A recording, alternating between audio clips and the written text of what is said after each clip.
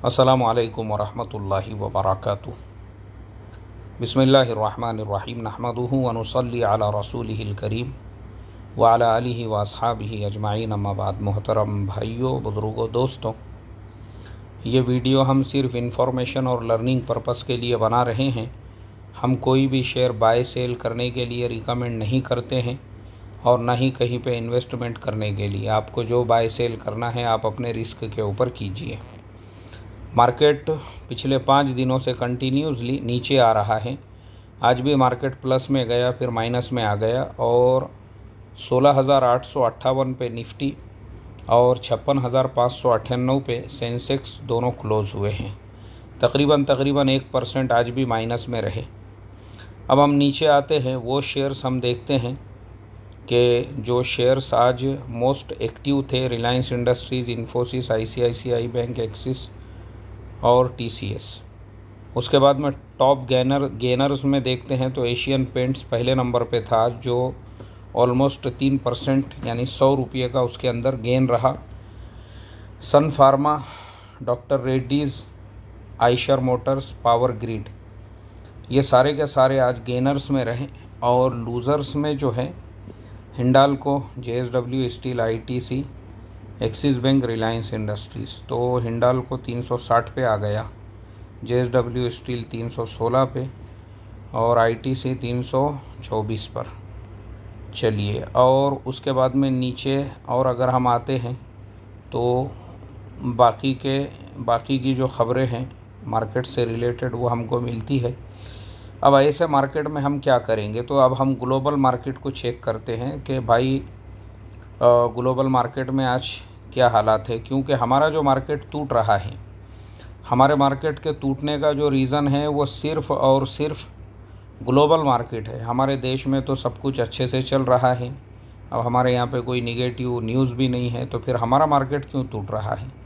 तो पता चला कि US के अंदर जो है, जो वहाँ का महंगाई रेशियो है वो बढ़ रहा है। उसके अलावा फेड की जो बैठक है, लोगों को डर है कि उसके अंदर वो इंटरेस्ट रेट इंक्रीज़ करेंगे। उस हिसाब से जो है वहाँ पे एक खौफ का और डर का माहौल है। उस डर की वजह से जो डाउ जोन्स है वो अपने 52 वीक के लो पर है ऐसे ही। लेकिन आज हम देखेंगे, ये चलिए मैंने व्यू ऑल ग्लोबल मार्केट्स पे क्लिक किया हूँ, तो आज हमको सारा ग्लोबल मार्केट हरा भरा नज़र आ रहा है। देखो, अब सब कुछ हरा भरा है, लेकिन ये हरा भरा कब तक रहता है पता नहीं है। नैस्डैक ऑलमोस्ट 1.25% ऊपर है और लंदन का जो मार्केट है FTSE वो भी ऑलमोस्ट 0.30%। केक फ्रांस का जो मार्केट है वो भी ऑलमोस्ट 0.5% और डेक्स जो है वो 0.36। यानी सारे ही मार्केट थोड़े बहुत क्यों नहीं हैं, लेकिन वो सब ग्रीन में हैं। अब नीचे हम आते हैं तो ये बाकी के एशियन मार्केट तो कल सुबह में ओपन होंगे। जैसा अभी US का मार्केट रहेगा उसके हिसाब से ये सारे मार्केट्स जो हैं पता चलेगा हमको कि भाई बाकी के मार्केट्स का मूवमेंट्स कल क्या होता है। चलिए, अभी तो US के अंदर नैस्डैक जो है वो तो प्लस में नज़र आ रहा है। डाउ जोन्स इसके अंदर शो नहीं कर रहा है। सर्च में जाकर हम देखते हैं डाउ जोन्स इसमें आता है या नहीं आता है। तो सर्च के अंदर सिर्फ शेयर्स के नेम आ रहे हैं यहाँ पे, इसके लिए हम इसको कर देते हैं क्लोज। चलिए, खैर, अगर नैस्डैक भी जो है ना वो अगर प्लस में है तो हमारे लिए ये थोड़ी सी राहत की बात है कि चलो कम से कम जो है यूरोपियन मार्केट प्लस में है और यहाँ से अगर मूवमेंट चेंज होता है अमेरिकन मार्केट का तो इससे फ़ायदा ये होगा कि कल से हमारा मार्केट भी प्लस में रहने के फिर चांसेस रहेंगे। अब देखो, ये जो कंडीशन है अभी की जो है ना, उसके अंदर मैं आपको कुछ शेयर्स है वो शेयर्स पे आज हम बात करेंगे जो बहुत ही लो रेट पे आ गए हुए हैं। यानी वो शेयर्स के अंदर अगर कोई इंसान रिसर्च करके फिर पैसा लगाना चाहे तो लगा सकता है। ये हमारा रिकमेंडेशन नहीं है। और दूसरी चीज़ ये है कि हमारे जो ब्रॉडकास्टिंग में मेंबर्स है वो हर धर्म के हैं। उसमें मुसलमान भी है, हमारे हिंदू भाई भी है, दलित भाई भी है, सिख भाई भी है, क्रिश्चियंस भी है। हमारे साथ पूरा देश जुड़ा हुआ है। तो इसके लिए जो शेयर भी हम रिकमेंड करेंगे वो कॉमन होंगे हमारे शेयर्स। उसके अंदर बाद में हमारे साथ में ये बहसो मोबाइल से करते नहीं बैठना, ये शेयर हलाल है, वो शेयर हराम है, ये तो आपने रिकमेंड करे, इसके बारे में तो आपने बताया, इस पे तो ये है। तो ये खाली मुसलमानों के लिए वीडियो नहीं है हमारा, ये कॉमन वीडियो है। इस चीज़ को आप याद रखो। तो अभी ये जो गिरा हुआ मार्केट है, इसके अंदर मैं आपको कुछ शेयर्स बताने वाला हूँ, जो शेयर्स पे आप बाद में रिसर्च करो, और रिसर्च करने के बाद आप खुद सोचो कि ऐसे शेयर्स का बाय करने के लिए आपको ये मौका अच्छा है या नहीं है। चलिए, तो मैं जा रहा हूँ अभी सर्च में। अरे यार, ये बार बार वीडियोस बीच बीच में आ जाते हैं। सर्च में मैं गया, पहला शेयर है टाटा स्टील, देखो एकदम ऊपर आया, हमने क्लिक किए। टाटा स्टील मैंने देखा था, देखो अभी टाटा स्टील की जो रेंज है वो, टाटा स्टील जो है ना, देखिए ये पूरी का पूरा ये 95, मतलब यानी हम सोच भी नहीं सकते कि टाटा स्टील 100 रुपये से भी नीचे आएगा। मुझे तो कभी नहीं लगता था ऐसा, क्योंकि 107 108 रुपये तो 3 दिन पहले था वो, यानी 3 दिनों के अंदर ही इतना ज़्यादा वो नीचे आया। तो मैं समझता हूँ ये बहुत ही गोल्डन चांस है ये। अगर किसी को बल्क में माल लेना है ना, वो बिल्कुल ले सकता है ऐसे शेयर्स। यानी आप सोचो 3 दिन पहले जो 107 108 रुपये पे था, 108 से यानी तकरीबन आपको जो है ये कितने सस्ते में मिल रहा है, 13 रुपये, हाँ 13 रुपये सस्ते में आपको एक शेयर मिल रहा है। तो वो आपके अपने मर्ज़ी की बात है, मेरा रिकमेंडेशन नहीं है। मैं सिर्फ आपको कुछ शेयर्स बता रहा हूँ जो एकदम लो रेट पर है और एकदम मस्के के भाव में आपको मिल रहे हैं। चलिए, एक हो गया टाटा स्टील। टाटा स्टील के बाद में अगला जो शेयर है, चलिए कहाँ गया इसका सर्च में हम जाते हैं। अरे ये ऐड क्यों आ जाते बीच बीच में भाई। सर्च में हम जब जाते हैं, चलिए सर्च में जाने के बाद में देखो अब एक और शेयर मेरे नज़र में है, और वो है, अरे यार फिर आ गई ऐड बीच में।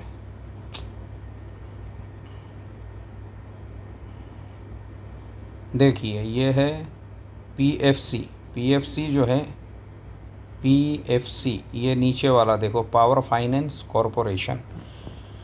मैंने इसके ऊपर क्लिक किया हूँ और पीएफसी जो है ये हमारे सामने। पीएफसी क्यों नहीं ओपन हो रहा है पूरा, वापस हम जाएंगे, फिर वापस से हम पूरा नाम डालेंगे, पावर फाइनेंस कॉरपोरेशन आया ऊपर। चलिए अब मैंने डाला, मुझे उम्मीद है अब हमारा शेयर बराबर आ गया होगा। देखिए अब ये जो पीएफसी है, इसका जो लो है 52 वीक का, वो है 97 रुपये, 97 रुपीज़। अब 104 रुपये आज जो है नीचे में 105 के नीचे गया था ये। मैं समझता हूँ ये जो रेट है इसका, यानी किसी को अगर ये 105 में 100 रुपये में मिल रहा है ना, तो इंसान ने तो इसको लॉन्ग इन्वेस्टमेंट के हिसाब से रखना चाहिए, क्योंकि ये शेयर की ख़ास बात ये है। चलिए मैं आपको बताता हूँ, ये जो शेयर है ना, देखिए इसमें चेक करने की जो चीज़ है इसके पूरे चार्ट के अंदर, तो हम आपको बताते हैं इसका डिविडेंड यील्ड। आप देखिए कहाँ है इसका डिविडेंड यील्ड, देखिए ये है इसका डिविडेंड यील्ड। चलिए मैं थोड़ा सा उसको कलर कर देता हूँ तो आपको आसानी से समझ में आएगा। ये देखिए ये है इसका डिविडेंड यील्ड, वो है 11.41%, यानी बोले तो इसको हम बोलेंगे अपनी ज़ुबान में तकरीबन 12% है। 12% आप अगर किसी दुनिया के किसी भी बैंक में फ़िक्स डिपॉज़िट रखते हैं तो वो भी आपको 12% नहीं देता है उसके ऊपर रिटर्न, जितना आपको पावर फाइनेंस कॉरपोरेशन दे रहा है। ये 12% तो मुझे अभी नज़र आया, वरना इससे पहले ये 14% था। मतलब ये है कि किसी इंसान ने अगर इसमें 10 लाख रुपये इन्वेस्ट कर दिया तो साल को उसको जो है उसके ऊपर अगर हम 12% भी सम पकड़ते हैं तो 1,20,000 रुपये उसको खाली डिविडेंड के मिल रहे हैं। बाकी शेयर का जो रेट बढ़ेगा वो तो अलग ही रहेगा। पावर फाइनेंस के बाद और जो अच्छे शेयर्स है जो मेरी नज़र में है, यानी जिनके ऊपर मैंने रिसर्च किया 2-3 शेयर, एक तो मैंने आपको टाटा स्टील बताया, दूसरे पावर फाइनेंस बताया, उसके बाद में विप्रो पर हम आते हैं। विप्रो जो है ना, विप्रो भी एक बड़ी कंपनी है आईटी की, और अच्छी बात मुझे विप्रो की ये लगी कि विप्रो टूटा नहीं, ये तूफ़ान के अंदर, यानी विप्रो वहीं पे है। 408-10 रुपये कुछ रेट चल रहा था उसका, तो वो अभी भी, यानी मार्केट बहुत ज़्यादा टूट गया। मार्केट जो है 5% टूटा और विप्रो अपनी जगह पर ही है।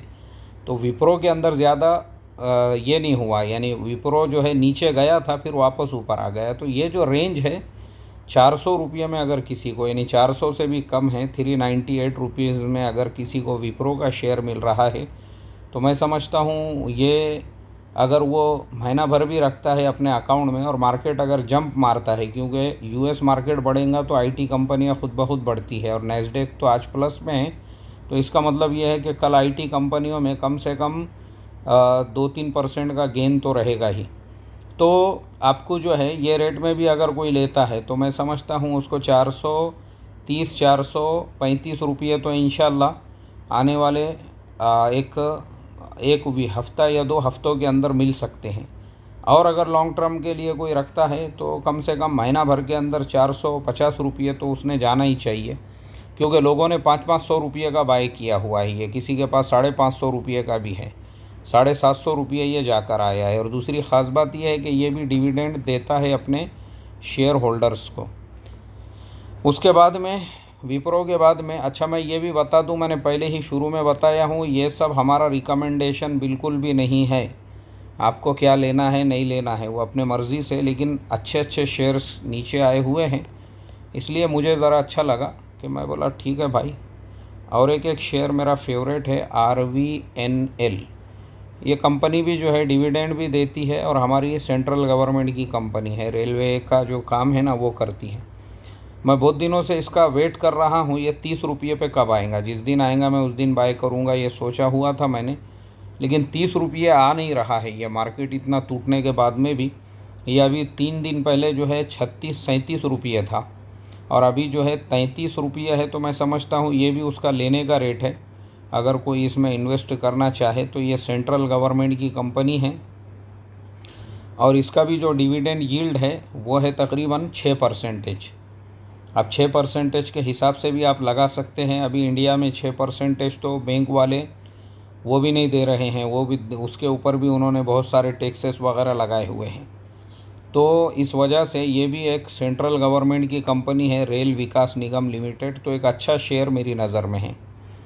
इसके अलावा और भी बहुत सारे शेयर्स हैं। ये मैंने मोटे मोटे वो शेयर्स बताया हूँ जो अभी मुझे समझ में आए, क्योंकि मैं अभी फ़िलहाल सफ़र में हूँ, इसीलिए ये वीडियो मैं फिर भी बना के डाल रहा हूँ, ताकि भाई जो लोग हमारे ज्वाइन बटन में हैं उन लोगों को, जब उन्होंने इतना पैसा ख़र्चा किए 1200 रुपये, तो उन लोगों को ये सारी इन्फॉर्मेशन मिलना चाहिए। इसके लिए मैं आप तमाम लोगों के लिए ये वीडियो जो है रिकॉर्ड करके अपने चैनल पे डाल दूंगा इंशाल्लाह। तो ये कुछ शेयर्स मैंने आपको बताया था, तो मैं तो यही उम्मीद करूंगा भाई कि कल से मार्केट जो है ना वो बाउंस बैक मारेगा, और जब बाउंस बैक मारेगा तो फिर 18, 18.5, 20 हज़ार तक अगर नहीं रुका तो फिर आदमी अफसोस करता रहेगा कि यार ये शेयर मुझे मिल जाते तो कितना कम रेट था, और टाटा स्टील जो है 100 के नीचे आया था और मैंने ध्यान भी नहीं दिया। चलिए, तो अब हम लेते हैं आप सब लोगों से इजाज़त, और बस इतना ही आपसे कहना चाहेंगे कि हमने जो भी इसमें बताया है वो सिर्फ़ इन्फॉर्मेशन और एजुकेशन के लिए है। हम कोई भी शेयर लेने और बेचने के लिए रिकमेंड नहीं करते हैं। क्या लेना है क्या बेचना है उसके वो आपको अपने रिस्क के ऊपर डिसीज़न लेना है, ठीक है। टेक केयर, अपना बहुत बहुत ख्याल रखो। अस्सलाम वालेकुम वरहमतुल्लाहि वबरकातुहू।